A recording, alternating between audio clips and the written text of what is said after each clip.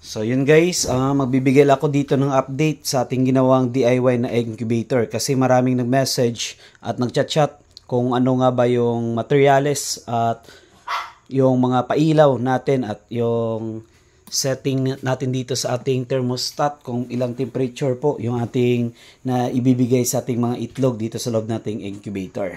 Okay, so ito guys, share ko lang sa inyo yung incubator natin.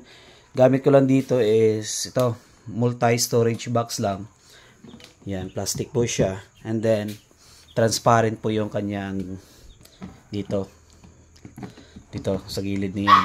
So, mas maganda ito kasi mas mabilis natin ma-monitor yung mga sisiw or mga itlog dito sa loob nating incubator kung nag-hatch na ba or wala pa. Okay? So, ganito yung kanyang itsura guys. Yan. Bali, yung butas nito guys, dalawa lang. Ito. Isa dyan. Tapos, dito yung isa sa likod. Bali, yung laki ng butas guys, yung ginamit kong soldering lang. Yun lang yung size niya ng butas rito. Tapos, yung gamit ko lang dito guys, thermostat. At saka, bulb lang na kulay dilaw na yung umiinit. Dito naman guys sa ating setting, dito sa ating thermostat, yung lights on niya is 36.5. 36.5 tapos yung lights off niya is 37.0. So ibig sabihin nun, kapag 36.5 siya, iilaw dito yung ilaw sa loob ng egg incubator. Tapos kapag umabot yung temperatura ng 37.0, kusa pong mamatay yung ating egg incubator ito. Okay, so titingnan natin sa loob. So ito guys yung natin, yung design dito sa loob. Bali yung thermostat natin, dito po siya. Ito po yung sensor natin thermostat. Bali kapag naka-down lang yan guys, yan. Naka-level lang sila ng ilaw. So ganyan yung itsura niya. Bali ito yung thermostat, ito naman yung kanyang sensor.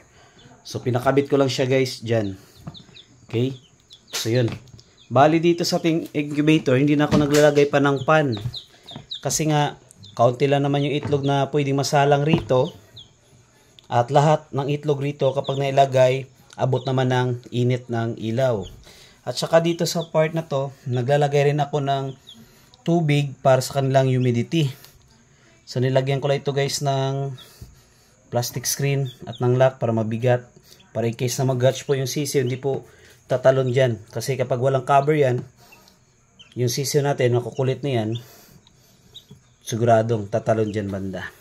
So yun lang guys yung ating itsura nating incubator dito. Tapos naglagay lang din ako ng tela rito. Yung purpose nito para hindi po gumulong yung mga itlog dito sa loob ng ating incubator. Kung meron naman kayong guys, yung Rizal o kaya yung sa kahoy, yung ginamit pang panipis ng kahoy, pwede po, o kusot yun, yung kusot pwede po diyang ilagay.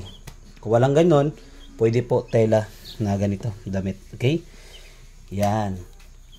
So, bali yung ating incubator dito guys, manual lang. Bali 3 times a day ka mag-ikot ng mga itlog. So, meron din ako dyan tutorial kung paano yung pag-iikot ng mga itlog. So, ganito lang, yung itsura niya. Thermostat lang at saka yung ilaw. At tubig lang din. At ito na yung last batch natin na pa-hatch rito. Bali, yung gagawin ko rito, ipapahinga ko na yung ating egg incubator. So, ready ko lang yung aking hen at yung ating lalaking manok para sa next breeding. Okay, so yun. So, bali, pagka-hatch pala guys ng mga sisiw rito, bali 24 hours po sila dito mag-stay sa loob ng ating egg incubator bago ilipat sila sa kanilang brooding. Okay? So, yung tungkol naman dito sa kanilang saksakan guys, direct na yan guys, naka-install dyan sa thermostat. Yan.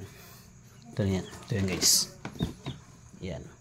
So, yun guys. Yun lang yung may share ko sa inyo sa ginawa nating DIY na egg incubator rito. Okay? So, kung konti lang naman yung mga itlog nyo na nilagay sa ating incubator, so pwede pwede itong magaya ninyo o pwede kayo gumamit ng ganito lang kalaki at bumili na lang kayo ng thermostat dito sa Shopee. Sa Shopee po ito na bibili. Okay? So yun lang guys ating update dito sa ating pag-share ng DIY na egg incubator.